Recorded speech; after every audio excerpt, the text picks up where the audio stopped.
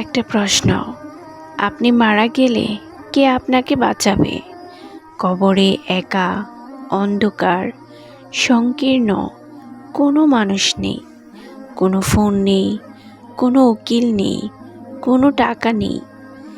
মা বাবা কবরের পাশে দাঁড়িয়ে কাঁদবেন, কিন্তু ভেতরে ঢুকতে পারবেন না। স্ত্রী সন্তান আফসোস করবেন, কিন্তু সাহায্য করতে পারবেন না। বন্ধুরা জানাজা পড়বেন, তারপর চলে যাবেন। কবরে আপনি একা, কিন্তু আপনি কি জানেন একটা সূরা আছে যে সূরা কবরে আপনার পক্ষে কথা বলবে, আপনাকে রক্ষা করবে, কবরে আযাব থেকে বাঁচাবে।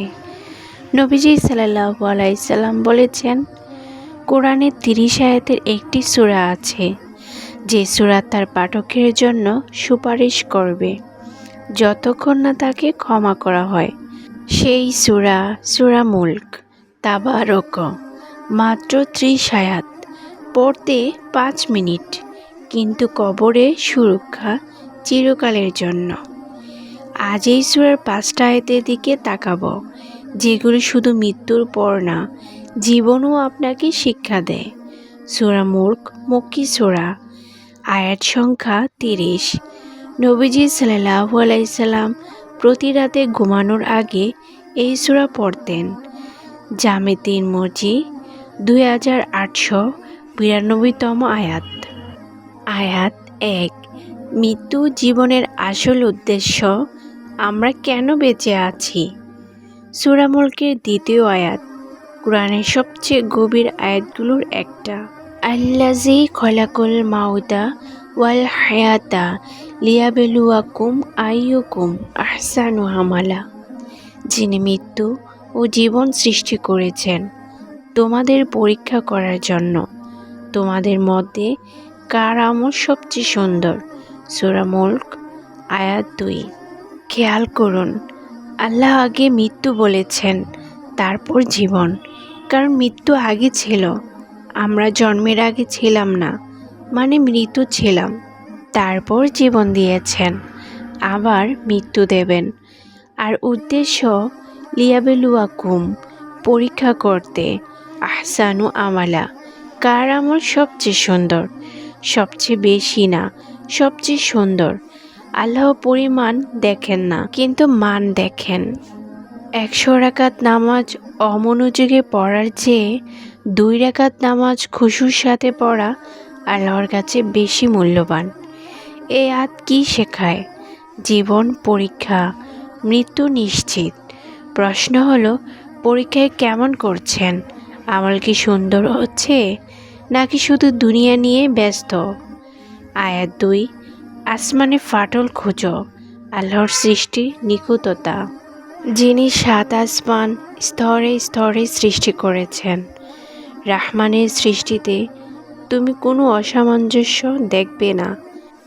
আবার তাকাও, কোনো ফাটল দেখতে পাও, আবার দুবার তাকাও, তোমার দৃষ্টি ব্যর্থ ও ক্লান্ত হয়ে ফিরে আসবে।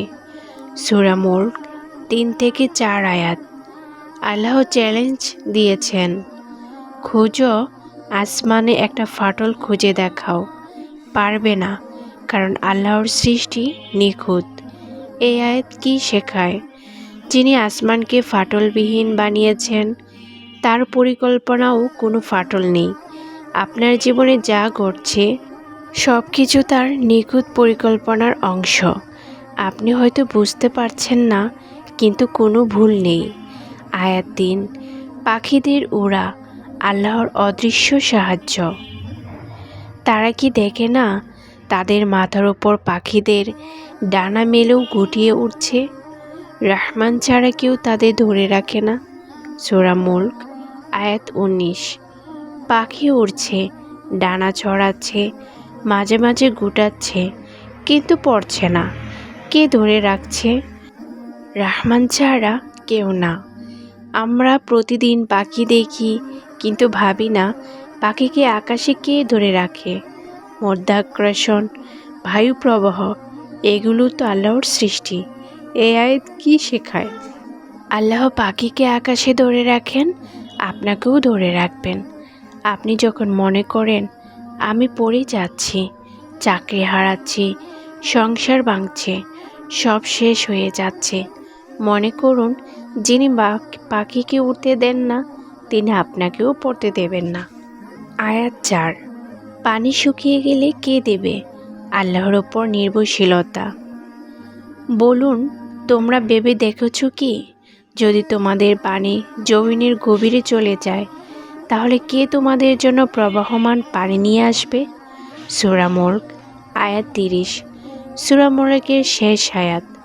আল্লাহ প্রশ্ন দিয়ে শেষ করেছেন, উত্তর দেননি, কারণ উত্তর সবাই জানে, কেউ পারবে না, শুধু আল্লাহ পারবেন।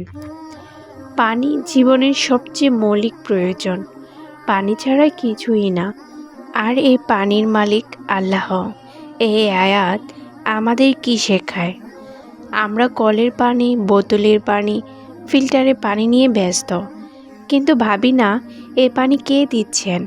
আল্লাহ চাইলে আজই জমিনের সব পানি শুকিয়ে দিতে পারেন। কে আনবে? কোনো সরকার পারবে না, কোনো কোম্পানি পারবে না। এটা শুধু পানির কথা না, আপনার রিজিক, সুস্থতা, সন্তান, শ্বাস প্রশ্বাস, সব কিছু আল্লাহর দান। তিনি বন্ধ করলে কে দেবে? আয়াত 5। কবরের সুরক্ষা। আয়াত 30। সুপারিশ করবে। এটা সরাসরি সূরা মুলকের আয়াত না, কিন্তু এই সূরা সম্পর্কে নবী সাল্লাল্লাহু আলাইহি সাল্লামের হাদিসে বলেছেন, কোরআনের 30 আয়াতের একটি সূরা আছে, যে সূরা তার পাঠকের জন্য সুপারিশ করবে যতক্ষণ না তাকে ক্ষমা করা হয়। সেটি হলো তাবারাকাল্লাযী বিয়াদিহিল মুলক। আর আব্দুল ইবনে মাসউদ রাদিয়াল্লাহু আনহু বলেছেন, সূরা মুলক হলো আল মানিহা, যা কবরে আযাব প্রতিরোধ করে। ভাবুন, কবরে আপনি একা, কোনো উকিল নেই, কোনো সাক্ষী নেই, কিন্তু সূরা মুলক আপনার পক্ষে দাঁড়াবে, সুপারিশ করবে, বলবে, ইয়া আল্লাহ, এই ব্যক্তি আমাকে পড়তো, তাকে ক্ষমা করুন। পড়তে 5 মিনিট। আয়াত 30। কিন্তু কবরে সুপারিশকারী চিরকালের জন্য। 5টা শিক্ষা এক নজরে। আয়াত 1। মৃত্যু জীবনের উদ্দেশ্য, জীবন পরীক্ষা, আমল সুন্দর করুন। আয়াত 2।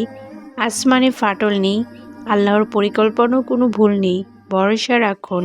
আয়াত 3। পাখিকে কে ধরে রাখে? আল্লাহ আপনাকেও পড়তে দেবেন না। আয়াত 4। পানি শুকিয়ে গেলে সব কিছু আল্লাহর দান, কৃতজ্ঞ থাকুন। আয়াত 5। কবরের সুরক্ষা। 30 আয়াত সুপারিশ করবে, প্রতি রাতে পড়ুন। 5টা আয়াত, 5টা শিক্ষা, আর প্রতিটাই জীবন ও মৃত্যু দুটোর জন্যই কাজে আসবে। মনে রাখবেন, কবরে যাবে আপনার সাথে টাকা যাবে না, গাড়ি যাবে না, বাড়ি যাবে না, চাকরি যাবে না, ফলোয়ার যাবে না, পরিবারও ফিরে আসবে না, কিন্তু সূরা মুলক, সে কবরে আপনার পক্ষে দাঁড়াবে, সুপারিশ করবে, ক্ষমা আদায় করবে। নবীজি সাল্লাল্লাহু আলাইহি সাল্লাম প্রতি রাতে এই সূরা পড়ে ঘুমাতেন। তিনি নিষ্পাপ, তারপরও পড়তেন। আর আমরা যাদের গুনাহের হিসাব নেই, আমরা কি পড়ব না? আজ রাতে ঘুমানোর আগে সূরা মুলক পড়ুন, মাত্র 5 মিনিট। কিন্তু কবরে সুপারিশকারী মৃত্যুর পর পক্ষে কথা বলবে, কিয়ামত পর্যন্ত কাজে আসবে। আর পড়ার সময় ভাবুন, জীবন পরীক্ষা, মৃত্যু নিশ্চিত, আমল সুন্দর করতে হবে, আল্লাহর ওপর ভরসা রাখতে হবে। আল্লাহ তাআলা আমাদের সবাইকে সূরা মুলক প্রতি রাতে পড়ার তৌফিক দিন। কবরের আযাব থেকে রক্ষা করুন, আমলকে সুন্দর করুন, আর কিয়ামতের দিন এই সূরার সুপারিশ আমাদের নসিবে করে দিন। আমিন।